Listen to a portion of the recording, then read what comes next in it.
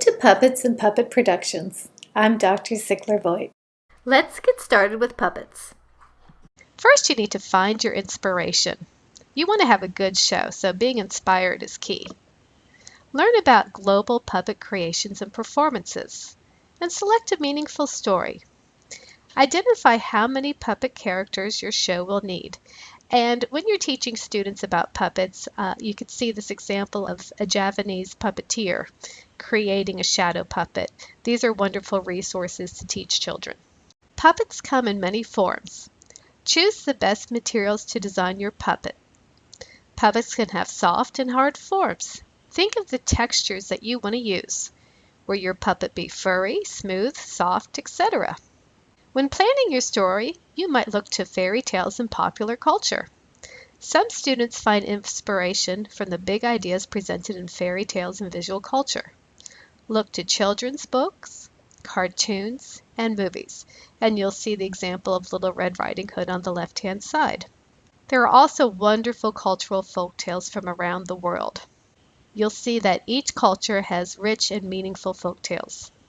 Link learning about other cultures' folklore to social studies lessons. This is a great way to tie in puppetry with social studies and language arts.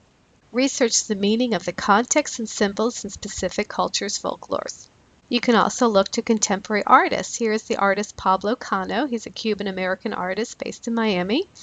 And what he did is he took a story that his mother wrote for him when he was a boy called The Blue Ribbon, and he combined it with art history and figures of artworks that he loved. And he took these famous artworks like Jan van Eyck's Arnefrede Wedding, which you see in the middle, and the Mona Lisa, and he turned them into marionettes. And the boy figure that you see on the left, his name is Callum, and the story is about his experience going to the museum. Puppets can also address social issues. We have the contemporary artist Danae, who wrote a puppet production on AIDS, and this was for an African audience and to teach them AIDS prevention tips, and it was called AIDS If I Had Only Known. Build your puppet to last. You could see the pride that this student took in building her tortoise puppet. Use your puppet in your future classroom for future puppet shows. Your puppet can also accompany you during class readings and assist you with classroom management by reminding students of the class rules. Imagine how the students would feel when the tortoise was telling them about the class rules and how it's important to maintain a nice classroom environment. Hair and costumes. You can form hair with materials such as yarn, wig hair, doll hair, string, and raffia. When designing your costume, make sure to provide enough space for your hand to fit comfortably. If sewing your puppet, leave half-inch seam allowances so that way you have enough room where the thread isn't going to come apart in the different pieces of fabrics. It's going to hold together and it's going to be sturdy. Add sounds to your performance. This adds richness and makes it interesting. Do you want music? Do you want sounds of weather, fun and special character voices? Be creative with this. Look to videos that are online of quality professional puppet shows because you'll get great ideas just watching those. Add humor to your performance. This engages your audience. Think about props that you want to bring in, plan for funny movements, use character voices, and hey, integrate jokes when appropriate. Do you need extra characters for your performance? You could make some two-dimensional or flatter puppets a lot quicker than you could build a three-dimensional puppet.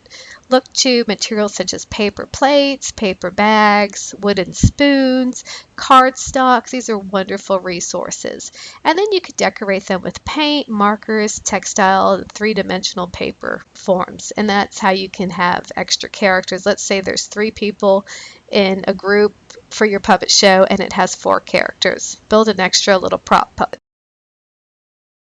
Design your stage. If you don't have access to a puppet stage, you could build your own.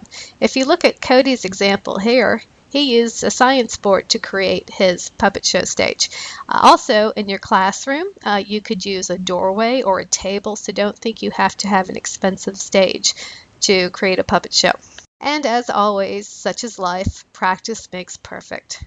Students who practice and rehearse their puppet shows are better prepared for their performances. Practice operating your puppet and projecting your voice from behind the puppet show stage. This is a biggie because you can always tell when a group has practiced or not practiced. The practice shows are better, they're funnier, and they're more engaging. Presenting your puppet show to an audience.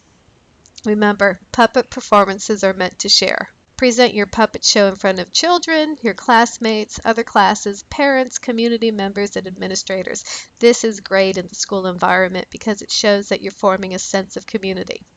And for our class purposes, if you are working with children and filming this, remember not to show the children's faces. You want to maintain their privacy. Puppet connections in the curriculum. We're using the big idea of storytelling. With art history, we're looking to international puppets.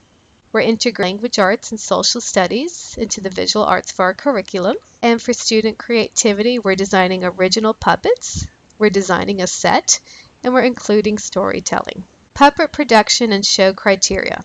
See the class rubrics and checklists for this project. You're going to incorporate the big idea of storytelling, but remember that's just the overall big idea. Depending on the story that you pick, that's going to alter the type of story that you tell. So it's going to change your big idea. Remember that your puppet must be three-dimensional and that you're going to perform your show before an audience, and you're going to build a puppet that's going to last for many, many years, and you're going to enjoy it. Thanks for listening to this tutorial. I'm Dr. Sickler-Voigt.